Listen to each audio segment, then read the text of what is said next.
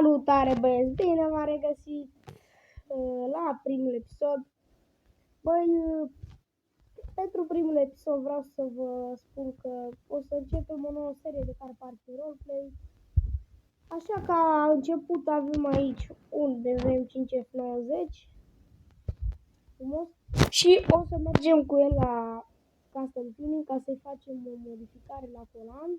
Pentru că vedeți și voi are probleme, uitați aici, are murdărie. Bine, o să o spălăm, o să așa și eu GoPro-ul și revenim. Bun băieți, hai că am așezat și GoPro-ul, plecăm acum cu 10 la Custom Tuning cum am spus. Vreau să mergem să facem o chestie pentru că, da, trebuie să-i facem o chestie la, cum v-am spus, la colan, pentru că, na, trebuie să-i fac ceva la colan, vreau să-i fac ceva frumos. O să vă arăt eu după aia, e surpriză cum ar veni, o să vă arăt procesul. Punem pauză când ajungem în oraș și revenim. Bun băieți, suntem aproape de oraș, am zis să dau și eu drumul la filmare ca să vă arăt așa drumul. Pentru, na, să zic și eu așa, mașina este un M5 F90 din anul 2020.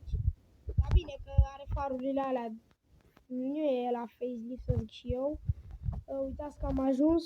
Ăsta e un fel de orășel mai mic. O să lăsăm mașina aici la om. La omul care lucrează acolo. Uitați. Pentru că el o să mi-o ducă. Da, băieți, și uitați, aici s-a făcut și mașina de zăpadă de aici. Da, nu mai se face făcută de zăpadă. Uitați. Cred că e până la numerea, să mai vede numerele, se vede, mă. Nu se mai vede locul de, dar aia este. Băieți, o să-l sun, să vină să ia mașina. O să revenim după ce o să fie gata mașina și, ce să vă zic. Revenim după ce e mașina gata. Bun, băieți, am revenit de acasă cu mașina.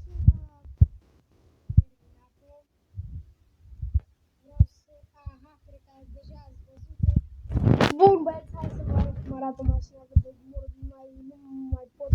Da, băieți, are design off-white. M-am gândit să-i fac un design off-white, pentru că ar arăta foarte, foarte bine. Avem aici jantele astea, pe 23, le-am făcut mai mari, cred că se observă sau nu știu. Dar vedeți, aici am făcut logo-ul de M negru, pentru că, da, mașina e albă pe partea asta și nu poți. Deci, vedeți, avem aici off-white, uitați, scrie frumos off-white, aici avem, un design frumos rău de tot. Hai să dăm și o tură cu ea, dar așez GoPro și revenim. Hai să mergem cu mașina. Foarte bine mașina, a fost și o soft. Are vreo 1000 de căluțe acum mașina. Hai să dăm o tură. Deci vreau să vă spun că mașina arată bine rău. Și acum vă întrebați, bă, cât ai dat să faci colantul? Cât a costat? Păi da, a costat vreo 15.350 de euro. Să-mi bag piciorul de nu cred că am făcut o grămadă bani cu ea, dar bun, nu mă interesează. Mie îmi place mașina.